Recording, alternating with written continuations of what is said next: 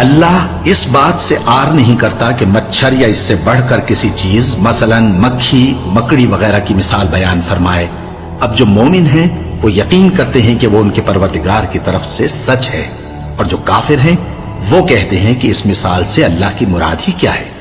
اس سے اللہ بہتوں کو گمراہ کرتا ہے اور بہتوں کو ہدایت بخشتا ہے، اور گمراہ بھی کرتا ہے تو نافرمانوں ہی کو، جو اللہ کے اقرار کو مضبوط کرنے کے بعد توڑ دیتے ہیں، اور جس چیز یعنی رشتہ قرابت کے جوڑے رکھنے کا اللہ نے حکم دیا ہے اس کو قطع کیے ڈالتے ہیں اور زمین میں خرابی کرتے ہیں۔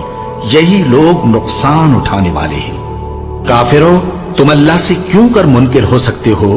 جس حال میں کہ تم بے جان تھے تو اس نے تم کو جان بخشی، پھر وہی تم کو مارتا ہے، پھر وہی تم کو زندہ کرے گا، پھر تم اسی کی طرف لوٹائے جاؤ گے۔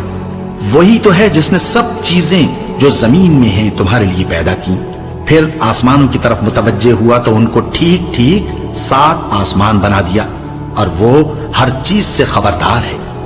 اور وہ وقت یاد کرنے کے قابل ہے جب تمہارے پروردگار نے فرشتوں سے فرمایا کہ میں زمین میں اپنا نائب بنانے والا ہوں۔ انہوں نے کہا، کیا تو اس میں ایسے شخص کو نائب بنانا چاہتا ہے جو خرابیاں کرے اور کچھ تو خون کرتا پھرے؟